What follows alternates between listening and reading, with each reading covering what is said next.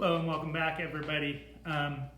In the last video we attached the fork and the stem and got our headset all set up here. Today we're going to be attaching our handlebars and getting our controls set up. So first thing we're going to do here is install the handlebars.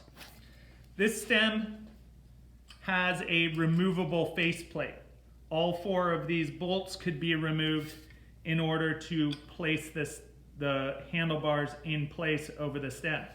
In the interest of time today, I'm actually not going to remove those four bolts, but I've got them loose already. And we're going to thread this through in kind of a more traditional manner. I'm going to take the handlebars and mock them up on the bike like so, thinking about which side is coming out which in. And I'm looking at this is the left side, and I'm going to pass it through the right side of the bike. That's going to make it end up so that our handlebars are nice and centered. This takes a little finagling, and we want to make sure that our stem faceplate is all the way out. But so long as we can get around the tightest curves of this bar, we're able to just set it up into place right out front and not worry about taking the faceplate off of the bike. I'm going to take my grease brush, and the bolts are kind of all the way out, so I'm just going to dab a little bit of grease on each of the bolts near where it's going to go into the stem. That'll kind of keep things greased up. And then I'm going to back out the handlebar from the stem and just put a thin layer of grease around where the handlebar is going to clamp. Some people grease their bars, some people don't. Some people use, particularly with carbon fiber bars, like a carbon fiber gripping compound. Grease will work fine in this situation. We're using old school aluminum. So we're going to push the bars back into place and partially tighten down the stem faceplate bolts. Now, we want these to be tightened down evenly all the way around.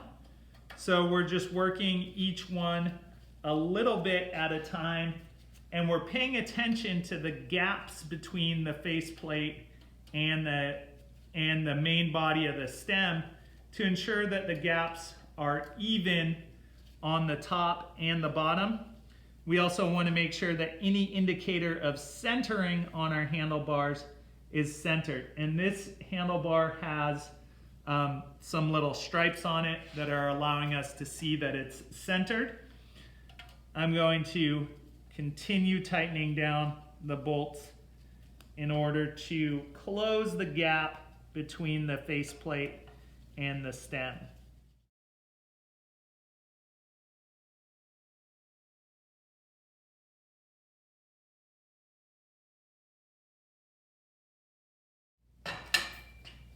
I want for the flat of the handlebar to point in a straight line down to the rear axle of the bicycle.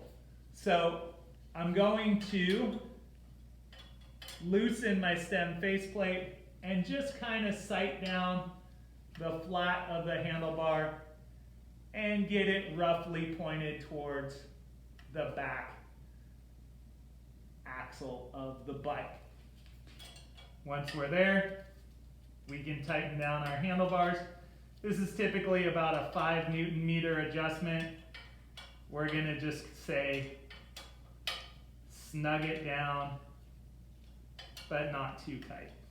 And there we have it. The next thing we're going to do is we're going to install these brake levers. These are single brake levers. They don't contain any shifting. They're quite nice. I like the ergonomics of these. I like that they're drilled out. They're just kind of a cool, old school looking bar with a really modern shape. So very comfortable on the hands and very affordable. There is a clamp that goes around the handlebar, and there's a bolt on the inside down there that's going to tighten up that clamp. So we're going to make sure that that bolt is as loose as it can get without losing the clamp completely.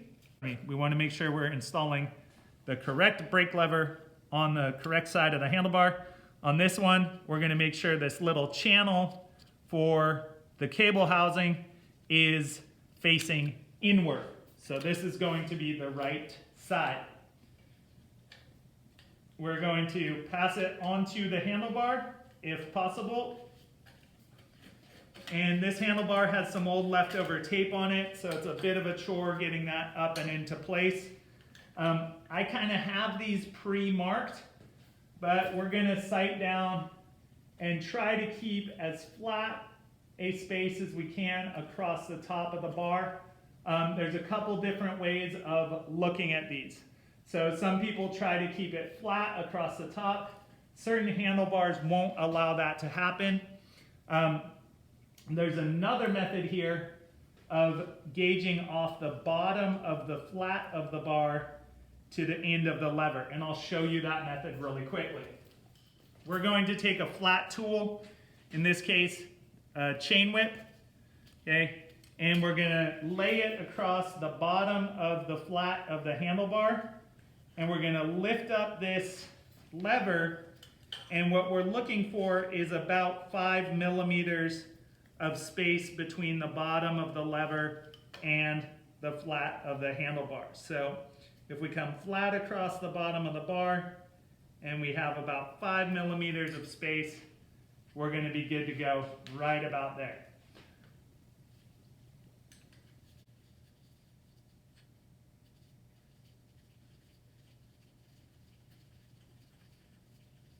And when we tighten this, we want to make sure that the levers are even with the bar. And we want that to be nice and snug. And there we have it. We're going to repeat the process for the second one. And we're going to go fast motion with this guy.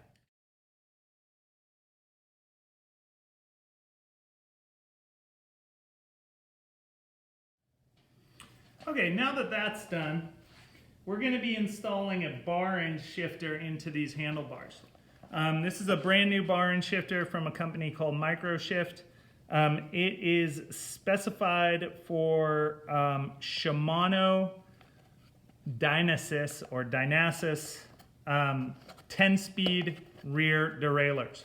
So you always want to match your shifter with your derailleur, especially when we're looking at modern component systems. So the mount itself has a little compression system in it.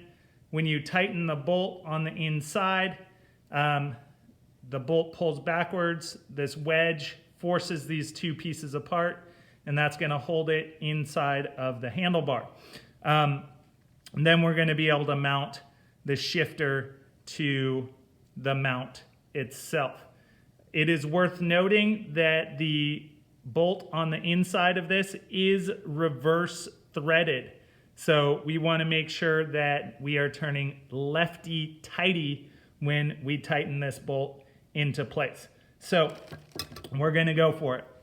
First thing we have to do is we're going to have to remove this plug from the inside of the handlebar. So I'm just using a flathead screwdriver to remove the handlebar plug therefrom. I'm going to set the shifter mount into place, and with what appears to be a 5 millimeter Allen wrench, I am going to turn not righty-tighty, but lefty-tighty to get this mount into place. And I'm trying to keep the mount as straight up and down as I possibly can. And it's going to twist a little bit as I tighten. And we're pretty good there. Now, the shifter itself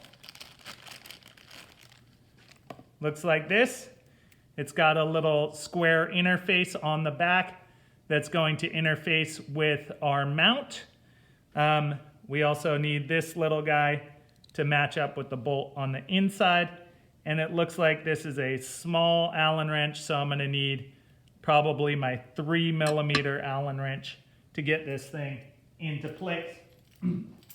What I want to do is I want to make sure that I'm mounting at a point where if I'm shifted all the way down, I have my shifter in a comfortable place. So I want to push my shifter all the way in, checking the square interface of the mount. And it looks like there is where we're going to be.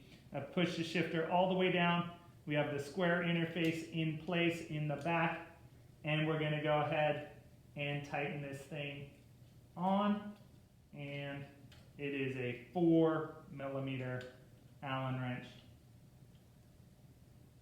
Snug that guy tight, but not so tight. There's a little adjustment on this. There is a little wavy washer or lock washer, so we can kind of adjust the action of this to be stronger or weaker. And that is a wide range of motion. We also want to make sure that we're putting the right shifter on, so we want to count the clicks in it. A shifter should have one less click in it than the number of gears on the bike. So like I said, we're going 10 speed. We should be able to count 9 clicks. So let's do it. 1, 2, 3, 4, 5, 6, 7, 8, 9, and that is all we have, and we're good to go. So we've now got our cockpit set up, and we're ready to mount some other components. We're then going to mount the derailleur. Please note that there's a small tab on the derailleur mount that needs to sit above the tab on the frame. We want to grease the threads of the frame and then thread in the derailleur to its proper place.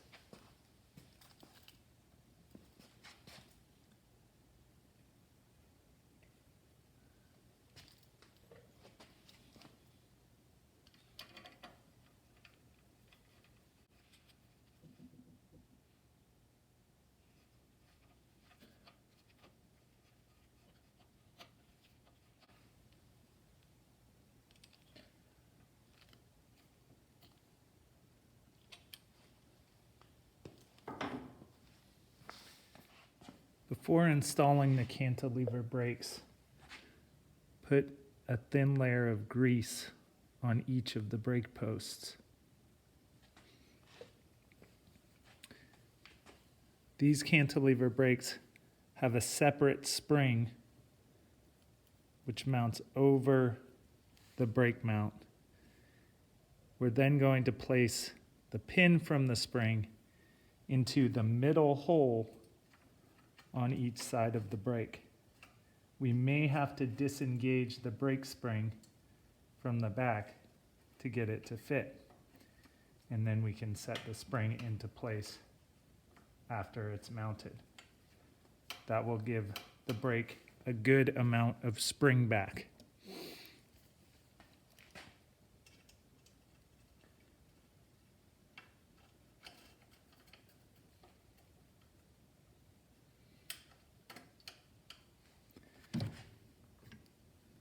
Your bolts should have pre-installed thread locker on them. That's what this blue stuff is. It helps hold the bolt in place.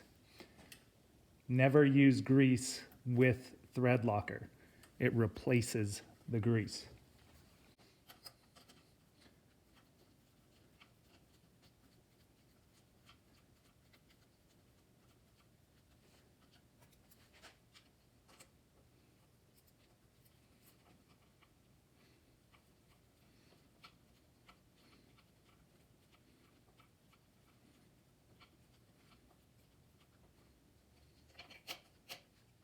Repeat the process on the front brakes.